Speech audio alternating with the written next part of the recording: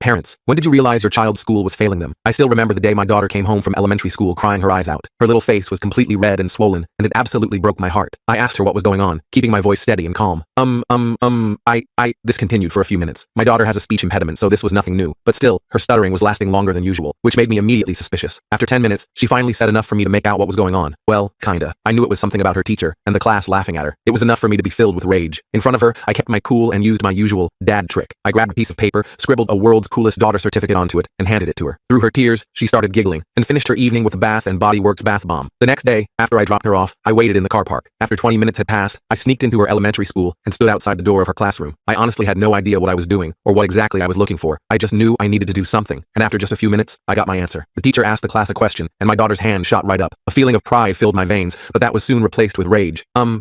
300 and she struggled to get the words out, but it was clear she knew the answer. But instead of encouraging her, the teacher chuckled. Suddenly, the entire room broke into laughter. "Hey Zoe, maybe you should use your words," someone heckled. "She sounds like a broken robot," someone else said tauntingly. It took everything in me not to burst right through the door and start throwing hands, because I knew that would embarrass her. So instead, I continued observing. Tears started streaming down my daughter's face, and the teacher said, "Okay, let's move on," with a massive smirk plastered on his face. That's when my cover was blown, because my daughter ran out to try and make a beeline towards the bathroom, but I stopped her, and she ran into my arms. I held her so tight she could barely breathe, and I immediately felt her little shoulders loosen up. I put her down, and she tightly held my hand as we marched to the principal's office. When we walked in, he looked confused, and I could immediately tell that he wasn't aware of what was going on, so I laid it out for him. "A member of your staff has been encouraging bullying towards my daughter." My tone was cold, straight to the point. I expected to notice some sort of urgency or shock in his face, but instead, he just sighed. "What is it for?" "Her speech impediment," I responded. "Well, she should probably get it fixed then." My hand that wasn't holding my daughter's tightened so hard, my knuckles turned completely white. I was about to say something, but that's when I noticed the school calendar on his desk. There was an event scheduled for Friday that week, the school talent show. That fact was enough for me to walk away from the situation, because I began to hatch a plan. You see, I worked as a general at a military base. None of the parents or teachers knew this, because it usually garners a lot of attention, something I wanted to avoid, but I was about to shove it down their throats. I let my daughter stay home from school until the day came. Fast forward to Friday. My daughter was due to perform a poem, and she was begging me to let her pull out. "No, sweetie pie, you gotta show them who's boss," I'd tell her. I knew she was going to get bullied, laughed at, made fun of, but I wanted that. In fact, the more they teased her, the happier I'd be. So when she had just finished her first sentence, and someone yelled, "Hey, are you loading or something?" I smiled, because that's when 6 military trucks pulled up outside, and soldiers began to fill the auditorium. Everyone sat there frozen, not knowing if this was organized by someone else. As Zoe locked eyes with me, I told her to continue. She kept stuttering, but this time, the room was silent, except for her teacher who couldn't help but burst into laughter. In response, one of my soldiers marched straight towards him and stared him down until he felt too stupid to say anything else. As soon as my daughter finished, they all filed out and left. Everyone's heads turned to look at each other, and the auditorium was flooded with muffled confusion. This was then followed by a slow, controlled round of applause. Some people were even cheering. Meanwhile, the teacher looked like he was about to tear the room apart with anger. This made me even more amused, and a sense of joy filled my stomach. I thought the story had ended, but really, it was just beginning. Because it turns out that teacher, Mr. Evans, had an ace up his sleeve, one that threatened to ruin me and my daughter's lives forever. The full story is on my channel and linked below.